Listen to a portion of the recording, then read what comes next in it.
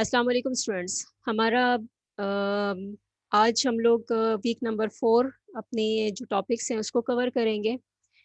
इस वीक में हम जो टॉपिक्स सीखेंगे या जो हम चीज़ें सीखेंगे वो हमारे पास हैं function overloading, inline functions, arguments pass by value and pass by reference और डिफ़ॉल्ट आर्ग्यूमेंट्स। अब वीक नंबर 4 से हमारे पास ना सिर्फ हमारी थ्योरी होगी बल्कि साथ-साथ ये मोस्ट ऑफ द टाइम हमारी थ्योरी के साथ-साथ प्रैक्टिकल वर्क भी होगा, ठीक है? पिछले 3 वीक में हमने जो प्रोग्राम तो बेसिकली नहीं किए थे लेकिन कुछ कॉन्सेप्ट्स, कुछ चीज़ें हमने स्टडी की थी।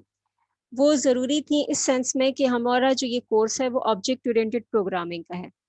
और ऑब्जेक्ट ओरिएंटेड प्रोग्रामिंग की अपनी एक वोकैब्युलरी है, अपने एक कुछ अल्फाज का सिस्टम है, उसके अपने कुछ मायने हैं। उन प्रोग्रामिंग से पहले आपका उन कॉन्सेप्ट से वाकिफ़ होना ज़रूरी है। ब ये इतना मैं कह सकती हूँ कि ठीक है, ये लफ्ज़, ये अल्फाज़, ये कॉन्सेप्ट्स आपको बाज़ स्टूडेंट्स को बल्कि उमूमन अक्सर जो है स्टूडेंट्स को ये मुश्किल लगते हैं शुरू में। थोड़ा-सा समझना मुश्किल होता है। वो एक जगह पे किसी ने कहा है, एक राइटर ने, कि ऑब्जेक्ट ओरिएंटेड प्रोग्रामिंग के कॉन्सेप्ट्स इतने सिंपल हैं कि इसको समझना फ़ौरी तौर पे आसान नहीं होता। तो जो चीज़ जितनी सिंपल होती है अक्सर व बेशतर उसको उतने ही समझने में टाइम चाहिए होता है। तो इसमें आपके कुछ कॉन्सेप्ट्स हैं। वो कॉन्सेप्ट्स आपके जब तक क्लियर नहीं होंगे, एट लीस्ट उनसे आपकी वाक़फ़ियत नहीं होगी, तो आप अपनी ऑब्जेक्ट ओरिएंटेड प्रोग्रामिंग ज़्यादा बेहतर तरीके से नहीं कर सकेंगे। तो पिछले 3 लेक्चर्स में हमने कुछ चीज़ें यही देखी थी कि आपके पास ये ऊ पैराडाइम बेसिकली है क्या? और आपके पास इसमें जो इसकी जो वोकैब्युलरी है, इसके जो अपने कुछ इस्तिलाहात हैं, वो कौन-कौन से हैं और उनके क्या मायने? अब वही इस्तिलाहात हम इंशाअल्लाह आगे पढ़ते भी जाएँगे, उनको हम एक्सप्लेन करेंगे with the help of example programs, बाकायदा प्रैक्टिकली हम करके देखेंगे कि असल में हम करते कैसे हैं। लेकिन उससे पहले एक ओवरऑल आपका कॉन्सेप्ट होना चाहिए कि वो हमारे पास कॉन्सेप्ट्स क्या हैं, वो अल्फ़ाज़ क्या हैं, वो इस्तिलाहात क्या हैं, ठीक है? अब मैं इस पॉइंट पर आपसे ये नहीं कहूँगी कि आपको सेंट बाय सेंट आपको एक कॉन्सेप्ट के जो मीनिंग है वो आपको अज़बर हो जाएँ, आपको अच्छी तरीके से याद हो जाएँ, आपको बिल्कुल अच्छी तरीके से समझ आ जाएँ। अलबत्ता मेरी जो आपसे एक्सपेक्टेशन है वो ये है कि कम से कम इन अल्फ़ाज़, इन इस्तिलाहात से आप लोग इस पॉइंट पर वाकिफ़ हों, ठीक है? एक बेसिक आपके ज़हन में, आप कह लें कि एक बुनियादी ख़ाका आपके ज़हन में जो है वो बन जाना चाहिए कि आपके ऑब्जेक्ट ओरिएंटेड प्रोग्रामिंग में बुनियादी क्या कॉन्सेप्ट्स हैं और उनके क्या मायने हो सकते हैं, ठीक है? कम से कम थोड़ा बहुत आपके पास एक आइडिया हो जाए। बाकी इंशाल्लाह आपकी इस थ्रू आउट द प्रोग्राम आपके ये कॉन्सेप्ट्स इंशाल्लाह मज़ीद क्लियर होते जाएँगे, मज़ीद रिफ़ाइन होते चले जाएँगे, ठीक है? आज जो हम पढ़ रहे हैं वो है हमारे पास फंक्शन ओवरलोडिंग। अब इसमें ये सारे कॉन्सेप्ट्स ऐसे हैं जो कि हम ऑब्जेक्ट ओरिएंटेड प्रोग्रामिंग, यानी हम क्लासेस लिखेंगे फिर ऑब्जेक्ट क्रिएट करेंगे, अभी तो हम उसकी तरफ नहीं जा रहे हैं। अलबत्ता ये कॉन्सेप्ट्स वो हैं जो आपकी ऑब्जेक्ट ओरिएंटेड प्रोग्रामिंग में भी बहुत ज़्यादा इस्तेमाल होते हैं। आपकी जो कन्वेंशनल प्रोग्रामिंग है उसमें भी आपके ये कॉन्सेप्ट्स इस्तेमाल होते हैं और ऑब्जेक्ट ओरिएंटेड प्रोग्रामिंग के अंदर भी आपके ये कॉन्सेप्ट्स इस्तेमाल होते हैं। तो ये आपके एडवांस कॉन्सेप्ट्स हैं। प्रोग्रामिंग फंडामेंटल्स के कोर्स में आपने कुछ बेसिक्स देखी थी कि प्रोग्राम लिखे कैसे जाते हैं, जैसे कि इफ हो गया, फंक्शंस को राइट करना हो गया, आर्ग्यूमेंट्स को पास करना हो गया, ठीक है? इसके अलावा आपके पास फंक्शन से ही रिलेटेड आपके कुछ मज़ीद कॉन्सेप्ट्स हैं एडवांस, वो हम इंशाल्लाह आज के लेक्चर के अंदर स्टडी करेंगे, उनको हम समझने की कोशिश करेंगे। तो सबसे पहले हम लोग देखते हैं फंक्शन ओवरलोडिंग क्या है। देखिए, जब हम बात करते हैं फंक्शन की राइटिंग की, तो फंक्शंस जब हम लिखते हैं तो फंक्शन का अपना एक नाम होता है, ठीक है? फंक्शन को आपने देखा था कि कुछ वैल्यूज़ आप पास करते हैं, जब आप फंक्शन को कॉल करते हैं तो फंक्शन का नाम और उसके साथ उसको पास होने वाली कुछ वैल्यूज़ देते हैं, जिसको हमने कहा था आर्ग्यूमेंट्स। इसी तरह जहाँ पे हम फंक्शन डिफाइन करते हैं, वहाँ फंक्शन के नाम के साथ-साथ हम उसको पैरेंथेसिस के अंदर पैरामीटर्स की एक लिस्ट बताते हैं, यानी वो वैल्यूज़ जो ये रिसीव करेगा, उनकी टाइप्स और उनके हम नाम बताते हैं कि फंक्शन के अंदर वो किस नाम से रिप्रेजेंट किए जाएँगे, कैसे एक्सेस किया जाएगा और फंक्शन रिटर्न क्या करेगा, ठीक है? अब यहाँ पर वो जो पैरामीटर्स हैं, उनकी अगर हम बात करें तो वहाँ उन पैरामीटर्स की बेस पर हम क्या करते हैं, फंक्शन को ओवरलोड करते हैं। यानी फंक्शन का अपना एक नाम तो होगा। फंक्शन ओवरलोडिंग क्या चीज़ है? फंक्शन ओवरलोडिंग का मतलब ये है, यहाँ पे अगर आप मेरे को इसकी मैं एक छोटी सी डेफिनेशन देना चाहूँ तो वो क्या होगी कि आपका एक फंक्शन उसका अपना एक नाम होता है। और हमने अभी तक ये देखा था कि जब आप एक नाम एक स्कोप के अंदर, एक प्रोग्राम के अंदर एक दफ़ा इस्तेमाल कर लेते हैं तो दोबारा वो नाम इस्तेमाल नहीं कर सकते। लेकिन अब यही रूल हम थोड़ा सा चेंज करने जा रहे हैं फंक्शन ओवरलोडिंग के ज़रिए। फंक्शन ओवरलोडिंग में हम क्या करेंगे कि हमारा एक ही नाम होगा फंक्शन का, लेकिन उसी नाम से हम एक से ज़्यादा फंक्शन लिखेंगे। ठीक है, मसलन आपके पास देखें, हम यहाँ पे क्या करें कि आपकी एक प्रोग्राम फाइल है। ठीक है, एक आपके पास है जिसमें मेन फंक्शन आपने लिखा होगा, फिर उसमें एक आपने सम फंक्शन लिखा हुआ है। ठीक है, सम फंक्शन का अपना कुछ कोड है। इसी तरीके से आपका एक और फंक्शन हम लिख रहे हैं सम के नाम से। ठीक है, फिर एक और फंक्शन हम लिख रहे हैं सम के नाम से। अब यहाँ पर हमने क्या किया है, हमने फंक्शन का तीन अलग अलग फंक्शन का नाम हमने सेम रखा हुआ है। अब नॉर्मल सिनेरियो में क्या होता है कि एक नाम एक दफ़ा इस्तेमाल कर लिया, दोबारा आप इसको उसी फाइल के अंदर, उसी स्कोप के अंदर इस्तेमाल नहीं कर सकते। एक ही प्रोग्राम के अंदर आप एक नाम दोबारा इस्तेमाल नहीं कर सकते। लेकिन फंक्शन ओवरलोडिंग के केस में हम ये रूल वायलेट करें। किस तरीके से कि फंक्शन का नाम तो हम सेम रख रहे हैं, लेकिन उसके साथ जो आर्ग्यूमेंट्स पास होंगे, यानी उसके साथ जो पैरामीटर्स डिफाइन हो रहे हैं, उसमें हम फ़र्क कर रहे हैं। ठीक है, अब जो पैरामीटर्स आप डिफाइन करें उनमें फ़र्क कैसे कर सकते हैं? एक, पैरामीटर्स की जो तादाद है उसको हम मुख्तलिफ रख सकते हैं। पैरामीटर्स की टाइप में फ़र्क कर सकते हैं। मसलन अगर एक एक पैरामीटर पास हो रहा है तो दूसरे केस में हम उनकी टाइप में फ़र्क कर देते हैं। ठीक है, या हम पैरामीटर्स जिस तरतीब से पास हो रहे हैं उसके सीक्वेंस में फ़र्क कर दें। ठीक है, या इन सब की कॉम्बिनेशन भी हो सकती है। तो पैरामीटर्स को हम डिफ्रेंशिएट कर रहे हैं। अलबत्ता फंक्शन का नाम हम क्या रख रहे हैं, कॉमन रख रहे हैं, सेम नेम रख रहे हैं। तो function with same name but different number of parameters is called function overloading. यानी फंक्शंस जिनको आप एक ही नाम से लिखते हैं लेकिन उनके पैरामीटर्स की जो लिस्ट है उसमें फ़र्क कर देते हैं, इस कॉन्सेप्ट को हम कहते हैं फंक्शन ओवरलोडिंग। अलबत्ता जो आपके ओवरलोडेड फंक्शंस, ठीक है, इनको हम कहते हैं functions having same name but different number of parameters is called overloaded functions. So functions के ओवरलोडेड फंक्शंस की जो रिटर्न टाइप्स है वो हो सकता है सेम हो सकता है वो डिफरेंट हो, इससे फ़र्क नहीं पड़ता। जो इंपॉर्टेंट चीज़ है वो क्या है कि पैरामीटर्स की जो लिस्ट है, यानी पैरामीटर्स की तादाद में या टाइप में या फिर उसके सीक्वेंस में आपने फ़र्क करना है, यानी तरतीब में फ़र्क करना है। फॉर एग्जांपल यहाँ पर देखिए सम फंक्शन है, सम फंक्शन हम डिफाइन करें जीरो पैरामीटर्स के साथ, यानी सम फंक्शन कोई पैरामीटर रिसीव नहीं करेगा। लेकिन हो सकता है ये कोई वैल्यू रिटर्न करे, हो सकता है ना करे, हो सकता है इसकी रिटर्न टाइप डिफरेंट हो, लेकिन उससे फ़र्क नहीं पड़ता। किस क्या चीज़ अहम है, फंक्शन का नाम और पैरामीटर्स। ठीक है, अब इस केस में इस एग्जाम्पल में देखें सम फंक्शन है, उसमें कोई पैरामीटर पास नहीं हो रहा। दूसरा फंक्शन हमने लिखा सम के नाम से, उसमें भी हो सकता है सेम कोड हो, कुछ डिफरेंट हो। ठीक है, लेकिन आपकी ये जो कोड है वो एक सेपरेट बॉडी के शक्ल में लिख रहे हैं। अलबत्ता इस फंक्शन का, इस ब्लॉक का नाम हम क्या रख रहे हैं, सम रख रहे हैं। ठीक है, वही नाम हमने दोबारा रिपीट कर लिया। लेकिन अब जो हम यहाँ पे पैरामीटर डिफाइन करें वो क्या है, मैंने एक पैरामीटर दिया है। यदि हम यहाँ पे 0 पैरामीटर पास करें, यहाँ पे हम एक पैरामीटर पास करें और टाइप उसकी क्या है, इंट है। ठीक है, तो ये देखिए इन दोनों में फर्क किसका हो गया, यहाँ से आपके पास 0 पैरामीटर जा रहा है, यहाँ पे आपके पास एक पैरामीटर जा रहा है। तो function with 0 parameter, function with 1 parameter of type integer. हो सकता है एक और फंक्शन हो जो कि एक ही पैरामीटर रिसीव कर रहा हो, लेकिन अब उस केस में आप दोबारा उस फंक्शन को इंटीजर पैरामीटर के साथ नहीं डिफाइन कर सकते, बल्कि आपने उस फंक्शन की जो एक ही पैरामीटर अगर आप दे रहे हैं तो उसकी टाइप में फ़र्क करना होगा। मसलन वो फ्लोट हो सकता है, वो डबल हो सकता है, वो कोई कैरेक्टर टाइप हो सकता है। ठीक है, लेकिन अब इस केस में आपने क्या करना होगा कि एक ही पैरामीटर के साथ अगर आप फंक्शन सम डिफाइन करेंगे तो उसकी टाइप में आपने फ़र्क रखना है।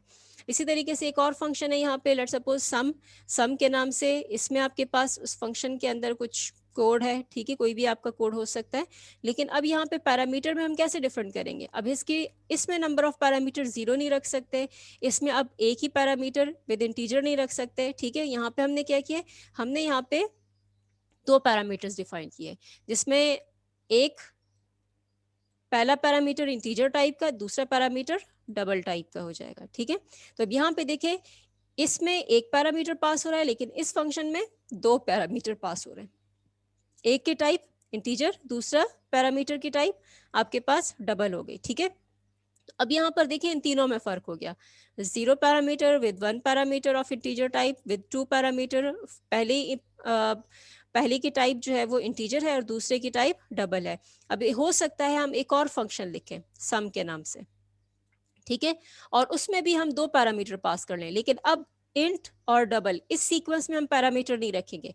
अब हमें अगर चेंज करना है तो ठीक है, हम यहाँ पे उनकी जो सीक्वेंस है वो चेंज कर सकते हैं, ठीक है। यानी अगर हम दो ही पैरामीटर रखना है, मे बी मैं यहाँ पे कर दूं डबल और डबल, ठीक है। अब यहाँ पर ये फंक्शन किस लिहाज से फर्क हो गया, इसमें भी दो पैरामीटर्स हैं और इसमें भी दो पैरामीटर्स हैं, लेकिन फर्क क्या हो गया कि इस पे पहला पैरामीटर इंटीजर टाइप का है, दूसरा डबल टाइप का है।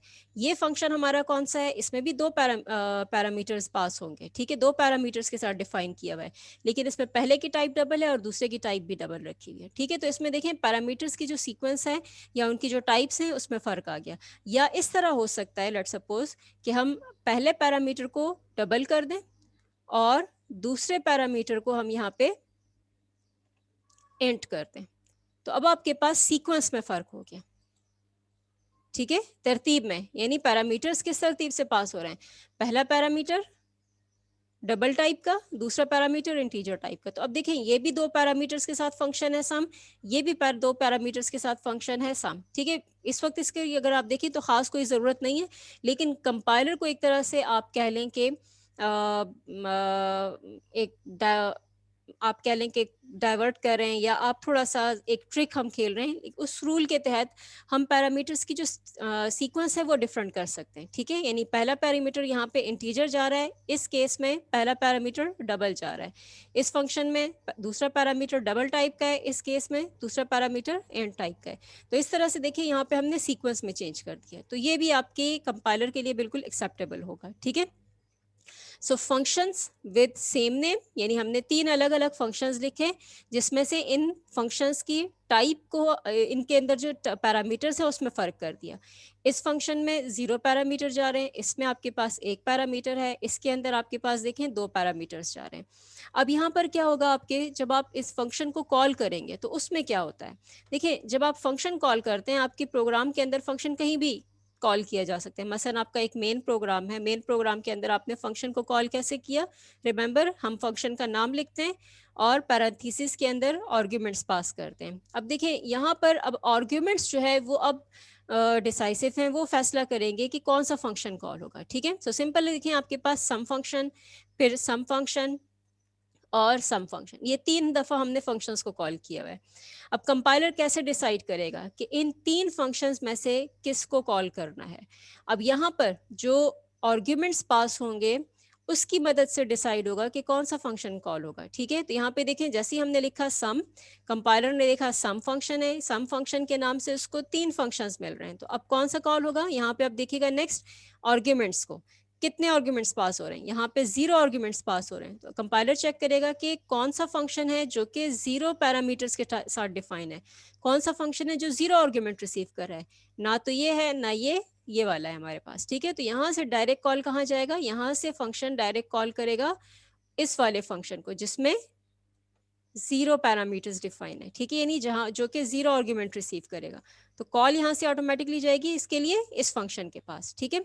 सो कंट्रोल ट्रांसफर होगा यहाँ से इस फंक्शन के पास, फंक्शंस जो भी कोड है सीक्वेंस में तमाम को एग्जीक्यूट करेगा। जैसे ही आपके फंक्शन की एग्जीक्यूशन ख़त्म हो जाएगी तो कंट्रोल वापस कहाँ से आएगा, यहीं से वापस आएगा और रिटर्न होगा जहाँ से कॉल किया गया था, ठीक है। इसी लाइन पर आपके पास कंट्रोल वापस आएगा। कोई वैल्यू अगर यहाँ से रिटर्न हुई है तो वो रिटर्न आपकी वैल्यू जो है यहाँ पर रिटर्न हो जाएगी और उसके बाद फिर कंट्रोल पास होगा अगली इंस्ट्रक्शन के पास जो भी सीक्वेंस में मौजूद है। सो बाकी कोड आपका एग्जीक्यूट होगा, उसके बाद फिर आपके पास यानी आपका जो नॉर्मल प्रोग्राम की एग्जीक्यूशन है उसी तरीके से चलेगी, इफ स्टेटमेंट है, वाइल है या जो भी आ गई। सो फंक्शन कॉल में देखें याद क्या करनी चीज़ है कि आपके पास जहाँ से फंक्शन कॉल हुआ है कंट्रोल वापस रिटर्न होगा और उसके साथ साथ आपका जो कोई वैल्यू है तो वो भी आपकी वापस यहाँ पे आएगी। अच्छा, एक चीज, दूसरी चीज आपके पास क्या होगी कि फंक्शन जो है अब आपका यहाँ पे किस बेस पे कॉल हो रहा है, नंबर ऑफ पैरामीटर्स के साथ मैच कर रहा है कि नंबर ऑफ आर्ग्यूमेंट्स कितने पास हो रहे हैं। 0 आर्ग्यूमेंट्स पास हुए हैं तो वो आपका इस फंक्शन को कॉल करेगा। इसी तरीके से प्रोग्राम में देखें, लेट्स सपोज एक और एग्जांपल है, दोबारा हमने सम फंक्शन कॉल किया है। अब सम फंक्शन जब कॉल हुआ है, ठीक है, तो देखिए अब फिर उसके पास 3 ऑप्शंस है, सम सम सम, कौन सा फंक्शन कॉल होगा। अब यहाँ पे चेक करेगा कि आपके पास कितने पैरामीटर्स पास हो रहे हैं। यहाँ पे आपके देखिए कितने आर्ग्यूमेंट्स हैं, एक आर्ग्यूमेंट है, क्या टाइप है उसकी, इंटीजर टाइप है। नॉर्मली जब हम कोई वैल्यू लिखते हैं, नंबर लिखते हैं जिसमें डेसिमल पॉइंट नहीं होता, तो डिफॉल्ट टाइप इसकी क्या होती है, इंटीजर होती है। तो अब ये चेक करेगा कि कोई सम फंक्शन, सम के नाम से फंक्शन एक पैरामीटर्स के साथ डिफाइन है और नेक्स्ट उसकी टाइप क्या होनी चाहिए, इंटीजर होनी चाहिए। ठीक है, तो अब यहाँ पे देखिएगा कि एक फंक्शन है, बिल्कुल एक फंक्शन है जो कि एक पैरामीटर के साथ डिफाइन है और टाइप क्या है पैरामीटर की, इंटीजर है। तो यहाँ पे देखिए ये मैच कर रहा है। सो अब यहाँ पे क्या करेगा, फंक्शन कॉल जनरेट होगा इस फंक्शन के पास, यानी कंट्रोल ट्रांसफर होगा इस लाइन से, मेन फंक्शन से कि इस इंस्ट्रक्शन से आपके इस सम फंक्शन के पास जो कि इंटीजर पैरामीटर के साथ डिफाइन है। सो कंट्रोल पास होगा, फंक्शन का कोड एग्जीक्यूट होगा और यहाँ से फिर जब कोड कंप्लीटली एग्जीक्यूट हो जाएगा तो यहाँ पर क्या होगा, आपकी फंक्शन की बॉडी से कंट्रोल वापस ट्रांसफर होगा, प्रोवाइडेड कि अगर इसके साथ कोई रिटर्न टाइप है, कोई रिटर्न टाइप स्पेसिफाई की है तो वो वैल्यू रिटर्न होगी। ठीक है, सो वो कंट्रोल वापस आपका ट्रांसफर होगा उसी पॉइंट पर जहाँ से के कॉल किया गया था। ठीक है, यहाँ से अब आपका फंक्शन क्या हो गया, उसकी एग्जीक्यूशन कंप्लीट हो जाएगी और अगर कोई वैल्यू है रिटर्न होने वाली तो वो आ जाएगी। सो फिलहाल हम अपनी रिटर्न होने वाली वैल्यू को ज़्यादा फोकस नहीं करें, आपकी नॉर्मल फंक्शन कॉल जिस तरह से आपकी जो पीछे हम लोगों ने अपने कुछ कॉन्सेप्ट्स बिल्ड किए थे पिछले प्रोग्रामिंग कॉन्सेप्ट्स में, बाकी आपके कॉन्सेप्ट वही रहेंगे। सिर्फ हम यहाँ पे क्या देख रहे हैं कि फंक्शंस हमने कॉल किए में सम सम सम, ठीक है, और तीनों फंक्शंस जो हैं असल में हमने क्या किया हुआ है, सेम फंक्शन सेम नेम रखा हुआ है लेकिन उनके आर्ग्यूमेंट्स में, उनके पैरामीटर्स में फर्क किया हुआ है। ठीक है, इसी तरीके से एक और एग्जांपल देख लें, हमारे पास एक और सम फंक्शन दोबारा हमने कॉल किया है। अब यहाँ पर देखें अगेन 3 ऑप्शन आ रहे हैं, 3 फंक्शंस हैं 3, लेकिन अब यहाँ पे नंबर ऑफ पैरामीटर्स कितने जा रहे हैं, नंबर ऑफ आर्ग्यूमेंट्स कितने जा रहे हैं। यहाँ पर देखें 2 आर्ग्यूमेंट्स, तो यहाँ पे देखिएगा कि कौन से फंक्शन है जो कि 2 आर्ग्यूमेंट्स है। लेट सपोज हम ये चौथा फंक्शन भी इंक्लूड कर लेते हैं, तो अब कंपाइलर के पास ऑप्शन है कि यहाँ पर 2 फंक्शंस हैं जो कि 2 पैरामीटर्स के साथ डिफाइन है। ठीक है, फॉर एग्जाम्पल हम इस तरह ले लेते हैं कि आपके पास 4 फंक्शंस हैं, इसमें आपके पास 0 parameter function sum with 1 parameter, function sum with 2 parameters, function sum with 2 parameters. तो अब जब ये फंक्शन कॉल होगा तो फॉर एग्जांपल आपके पास अब 2 ऑप्शंस हैं, कंपाइलर देखेगा कि भाई 2 फंक्शन है जो 2 पैरामीटर्स के साथ डिफाइन हो रहे हैं। अब यहाँ पे वो देखेगा कि पैरामीटर्स जो हैं वो किस तरतीब में डिफाइन हुए हैं, यानी उनकी आर्ग्यूमेंट्स की टाइप देखेगा। पहले आर्ग्यूमेंट की टाइप हमारे पास क्या है, इंटीजर है, फिर दूसरे आर्ग्यूमेंट की टाइप क्या है, अब यहाँ पे देखें डेसिमल पॉइंट है। सो इस वक्त हमारे पास जो C++ के जितने भी कंपाइलर्स आ रहे हैं उसमें मोस्टली आपके डेसिमल पॉइंट वाली वैल्यूज़ को डबल कंसीडर किया जाता है। ठीक है, तो यहाँ पे ये जो आपने लिखा हुआ है 12.9, इसकी डिफ़ॉल्ट टाइप क्या है, डबल है। सो जब तक कि आप इसके साथ F ना स्पेसिफाई कर दें, अब इसकी टाइप क्या आ जाएगी, डबल आ जाएगी। तो अब यहाँ देखें आपके पास पहला पैरामीटर यानी पहला आर्ग्यूमेंट जो है, पहली वैल्यू उसकी टाइप है इंटीजर, दूसरी वैल्यू कॉमा के बाद इसकी टाइप है डबल। तो अब यहाँ पे फंक्शन टाइप के लिहाज से मैच करेगा। नंबर के लिहाज से तो देखिए 2 फंक्शंस आ गए जो कि 2 पैरामीटर रिसीव करें। तो नेक्स्ट स्टेप में देखिएगा कि कौन से फंक्शंस जो हैं किस तरतीब से आर्ग्यूमेंट रिसीव कर रहा है। वो फंक्शन जो कि जिसका पहला पैरामीटर इंटीजर होगा और दूसरा पैरामीटर डबल होगा, उसके साथ ये मैच करेगा। तो अब यहाँ देखें ये फंक्शन जिसमें पहला पैरामीटर इंटीजर है, दूसरा पैरामीटर डबल है, ठीक है, इसके साथ मैच कर रहा है। इसमें पहला पैरामीटर डबल है, इसमें इंटीजर है, तो अब ये मैच नहीं करेगा, बल्कि इसके साथ ये फंक्शन जो है ये वाला कॉल होगा। यानी अब आपके कॉल जनरेट होगी किसकी, इस फंक्शन के पास। ये फंक्शन सम कॉल होगा, कंट्रोल पास होगा, यहाँ पे इंटीजर वैल्यू आपकी पास हो जाएगी इंटीजर पैरामीटर के पास, दूसरा आर्ग्यूमेंट जो है वो पास हो जाएगा दूसरे आर्ग्यूमेंट जो कि हमने यहाँ पे डबल रखा हुआ है इसके पास। तो अब यहाँ से फंक्शन कॉल होगा विद 2 पैरामीटर्स, जिसमें पहला पहले पैरामीटर की टाइप इंटीजर, दूसरे पैरामीटर की टाइप डबल हो जाएगी। सो कंट्रोल ट्रांसफर होगा इस फंक्शन के पास, वैल्यूज पास होंगी, यहाँ से फंक्शन अपना काम करेगा और वापस फिर कंट्रोल रिटर्न होगा इसी पॉइंट के ऊपर। ठीक हो गया। तो ये हमारे पास है फंक्शन ओवरलोडिंग का कॉन्सेप्ट कि फंक्शन ओवरलोडिंग किस तरीके से काम कर रहा होता है। इसी को हम देखते हैं प्रैक्टिकली।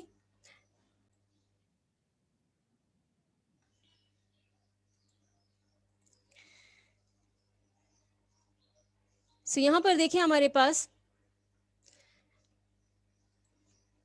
एज यूजुअल हमारी प्रोग्रामिंग का कंस्ट्रक्ट सेम रहेगा।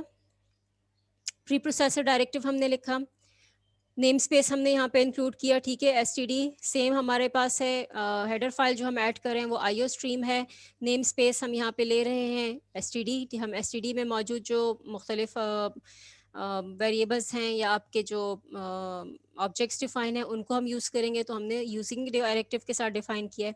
अब यहाँ पे देखिए मैंने एक सिंपल सी एग्जांपल दी हुई है कि मेरे पास एक सम फंक्शन है। जैसे हम फंक्शन लिखते हैं, फंक्शन की रिटर्न टाइप वॉइड रखी हुई है, फंक्शन का नाम सम रखा हुआ है, ठीक है।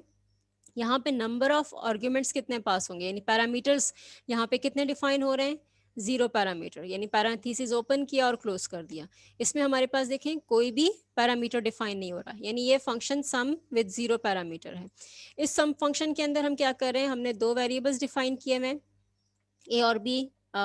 उसी को हम सम, उसका जो सम है वो हम प्रिंट करवा रहे हैं, ठीक है। सिंपल, हमने एक बहुत सिंपल सा काम रखा हुआ है कि ये आपका कोई भी कोड हो सकता है। आप हो सकता है ए और बी के लिए इनपुट ले लें यूज़र से, उस इनपुट लेने के बाद उसका जो सम है वो आप यहाँ पे आउटपुट करवा दें। तो सिंपल हमने क्या किया हुआ है कि मैसेज आएगा स्क्रीन के ऊपर जब ये फंक्शन कॉल होगा, सम इज़ 2 + 10, आपके पास क्या हो जाएगा, 12 हो जाएगा, वो आपके पास रिजल्ट स्क्रीन पे दे देगा।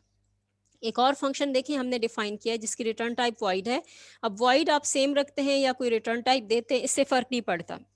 अहम चीज क्या है, फंक्शन का नाम अलॉन्ग विद पैरामीटर लिस्ट, ठीक है। अब यहाँ पे देखें पैरामीटर्स में पैरेंथेसिस के अंदर जो हम एक तरह से आप कह लें कि जो आप वेरिएबल्स डिफाइन करते हैं जिसको हम इसकी पैरामीटर्स कहते हैं, जो बाहर से ये वैल्यूज रिसीव करते हैं उसको हम कह रहे हैं पैरामीटर्स, ठीक है। तो अब सम फंक्शन के अंदर देखें जो आपके पैरामीटर्स डिफाइन हो रहे हैं वो एक है जिसकी टाइप क्या है, इंटीजर है, ठीक है। इंटीजर टाइप की ये वैल्यू जो है ये क्या करेगा, जब कॉल होगा तो रिसीव करेगा, यानी इस फंक्शन को जो भी कॉल करेगा वो इसको एक इंटीजर वैल्यू पास करेगा, वो वैल्यू इसके पास स्टोर हो जाएगी इस n के नाम से वेरिएबल में, ठीक है।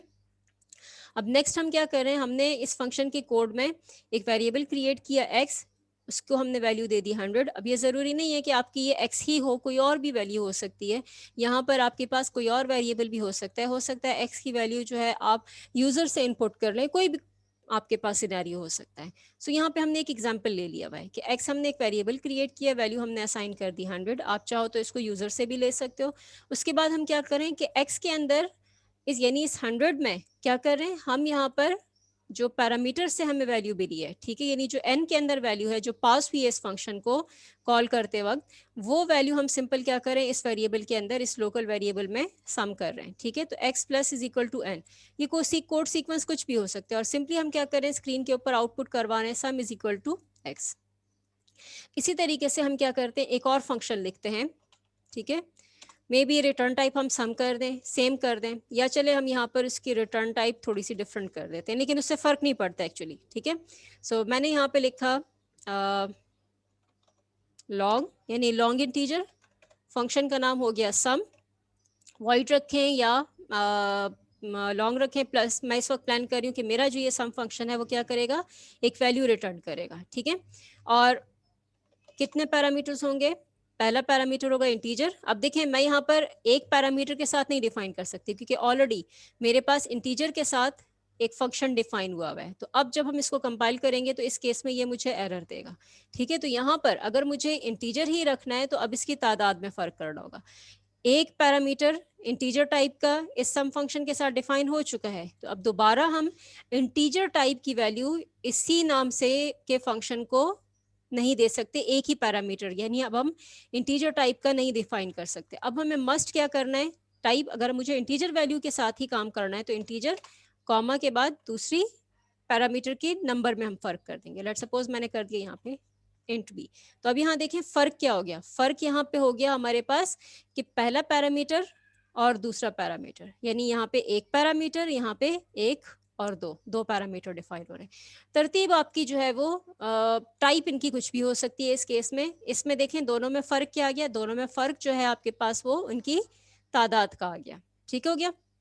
अब लेट सपोज हम यहाँ पे कहते हैं इसको कि क्या करो, बजाय इसके कि मैं इंटरनली कोई वेरिएबल क्रिएट करूँ, मैं सिंपली क्या कर रही हूँ, ए प्लस बी, यानी ए और बी की वैल्यू को प्लस करो और उसका जो सम है वो प्लस करने के बाद जो रिजल्ट आता है वो वैल्यू लो और उसको रिटर्न कर दो जहां से इस फंक्शन को कॉल किया जा रहा है। ठीक है, सिंपल हमारा ये काम हो गया। यानी सम फंक्शन ये क्या करेगा, ये दो वैल्यूज रिसीव करेगा, पहली टाइप इंटीजर होगी, दूसरी की टाइप भी इंटीजर होगी। फंक्शन की बॉडी में जब कंट्रोल आएगा तो यहाँ पर देखें सिर्फ एक स्टेटमेंट है हमारे पास, रिटर्न ए प्लस बी। अब इस केस में ये क्या होगा, सबसे पहले आपकी जो एक्सप्रेशन है ये सॉल्व होगी, आपकी एक्सप्रेशन जो है ये इवेलुएट होगी। ठीक है, सो ए और बी के अंदर जो वैल्यूज हैं जो पास हुई हैं बाहर से वो रीड होंगी, ए की वैल्यू रीड होगी, बी की वैल्यू रीड होगी और उसको सम कर दिया जाएगा और सम करने के बाद प्लस करने के बाद जो रिजल्ट आएगा वो वैल्यू क्या करेगा, रिटर्न कीवर्ड लेगा और रिटर्न कर देगा जहां से कंट्रोल यहाँ पे ट्रांसफर हुआ था। ठीक है, यहाँ जहां से फंक्शन सम कॉल किया गया था वहीं पे रिटर्न होगा ये। ठीक हो गया, और फंक्शन की बॉडी हमारी यहाँ एंड हो जाएगी। तो यहाँ पर देखिए हमने तीन फंक्शंस डिफाइन किए, function sum with 0 parameter, function sum with 1 parameter, function sum with 2 parameters. अब तीनों में देखिए हमारे पास तादाद में फर्क है। ठीक है, टाइप हमारी देखिए इन दोनों फंक्शंस में सेम आ रही है लेकिन तादाद में फिर हमने फर्क किया हुआ है।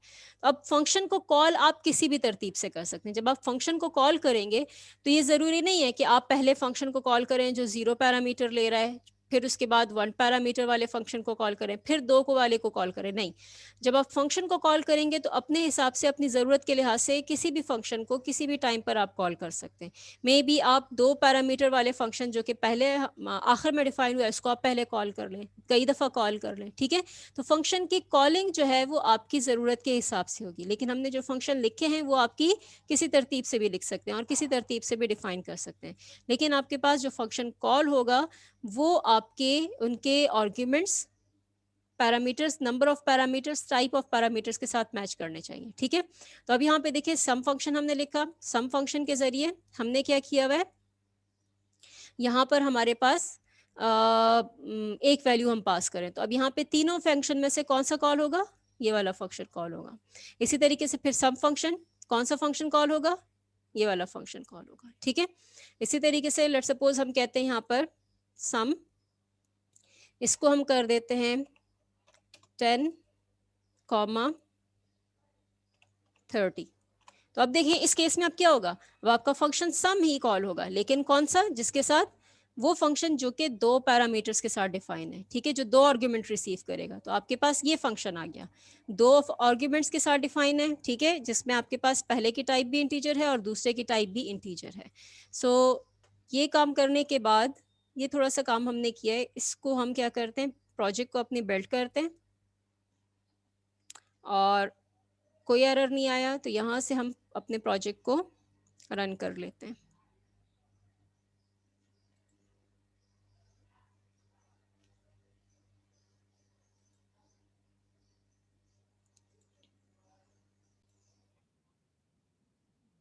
सो अब देखिए हमने ये जो फंक्शन कॉल किया हुआ है इसमें आपके पास पहला ये फंक्शन, दूसरा ये फंक्शन। प्रोजेक्ट को रन करें, अपने प्रोग्राम को कंपाइल करके बिल्ड एंड रन कर लें, या F9 शॉर्टकट की है हमारे पास। यहाँ देखिए हमारे पास जो फंक्शन कॉल हुआ हमारा पहला function sum of with 25 value, ये आपके पास कॉल हुआ, कंट्रोल पास होगा इस फंक्शन के पास। ठीक है, यहाँ से ये फंक्शन देखें 25 प्लस 100, एन आपके पास यहाँ पास हुआ, 25 यहाँ एन के पास हुआ, एक्स में 100 स्टोर हुआ। सो 25 100 के साथ 25 प्लस होके यहाँ पे दोबारा स्टोर हो गया। तो आउटपुट क्या आया, न्यू लाइन के ऊपर सम इज इक्वल टू, और एक्स में जो नई वैल्यू आ गई आपके पास 125, वो आपकी आउटपुट हो जाएगी। तो यहाँ देखिए आपके पास रिजल्ट इसी तरह से आ रहा है, सम इज इक्वल टू 125। अलबत्ता अगर आप दूसरे की एग्जांपल देखें तो यहाँ आपके पास ये जो दूसरा फंक्शन है ये कॉल हुआ है, ये फंक्शन कॉल हुआ, वैल्यू पास हुई 10, ए के पास, 30 पास हुई बी के पास, यहाँ से फंक्शन की बॉडी में ए और बी प्लस होके 10 + 30 40 हो गए, रिटर्न हो गया, यहाँ पे आ गया। लेकिन अब हमने यहाँ पे क्या किया है, यहाँ पे हमने वो वैल्यू किसी वेरिएबल में स्टोर नहीं की, कोई इसी को आउटपुट नहीं किया हुआ। तो यहाँ पे हम क्या करते हैं, इस वजह से हमें यहाँ पे कोई आउटपुट नजर नहीं आ रहा, अलबत्ता वैल्यू आपके पास जो है वो यहाँ रिटर्न जरूर हुई है।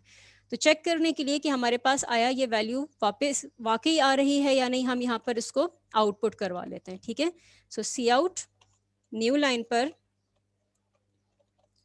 क्या करो कि हमारे पास जो फंक्शन कॉल होगा, फंक्शन से आने वाली वैल्यू को क्या कर दो, वो प्रिंट कर दो। ठीक है, यानी आप देखें आपका फंक्शन कॉल होगा, फंक्शन कॉल होने के बाद फंक्शन की बॉडी एग्जीक्यूट होगी, यहाँ से वैल्यू रिटर्न होगी, वो वैल्यू आपकी यहाँ पे आके रिटर्न हो जाएगी। वो रिटर्न होने वाली वैल्यू फिर वापस आएगी किसके पास, सी आउट के पास, और सी आउट स्क्रीन के ऊपर प्रिंट कर देगा। सो यहाँ से हम अपने प्रोजेक्ट को दोबारा से बिल्ड करके रन करते हैं। तो अब देखें आपके पास सम इज इक्वल टू 125 और नेक्स्ट आपके पास क्या आ रहा है 40। तो ये हो गया हमारे पास फंक्शन ओवरलोडिंग की एग्जांपल कि आपके पास एक ही नाम से मल्टीपल फंक्शंस आप लिख सकते हैं, लेकिन उनके जो पैरामीटर्स है उनमें आपने फ़र्क करना है। पैरामीटर्स के नाम में फ़र्क कर सकते हैं, नाम में नहीं, पैरामीटर्स की टाइप में, पैरामीटर्स की जो तादाद है उसमें आप फ़र्क कर सकते हैं, और पैरामीटर्स के सीक्वेंस में आप फ़र्क कर सकते हैं। तो इस तरह से आप एक ही नाम से मल्टीपल फंक्शंस डिफाइन कर सकते हैं। अब ये जो आपकी फंक्शन ओवरलोडिंग का कॉन्सेप्ट है वो आपकी ऑब्जेक्ट ओरिएंटेड प्रोग्रामिंग के अंदर भी इस्तेमाल होता है, और आपकी जो कन्वेंशनल प्रोग्रामिंग है जो आप अभी तक जो नॉर्मली जो हमारी प्रोग्राम्स लिखे जाते हैं बिना क्लासेस वगैरह के, उसमें भी हम फंक्शंस को ओवरलोड कर सकते हैं। और आपके सामने एग्जाम्पल ये बिल्कुल यही है। ठीक है, इंशाल्लाह आगे जब हम अपनी क्लासेस और ऑब्जेक्ट इंट्रोड्यूस करेंगे तो वहाँ पर हो सकता है एक आध एग्जाम्पल मैं आपको फिर क्लासेस के हवाले से भी दे दूँ कि आप क्लास के अंदर जो है इसी तरह से कैसे आप फंक्शंस को डिफाइन करेंगे। ठीक है, for the sake of completion. तो ये हमारे पास था टॉपिक फंक्शन ओवरलोडिंग के हवाले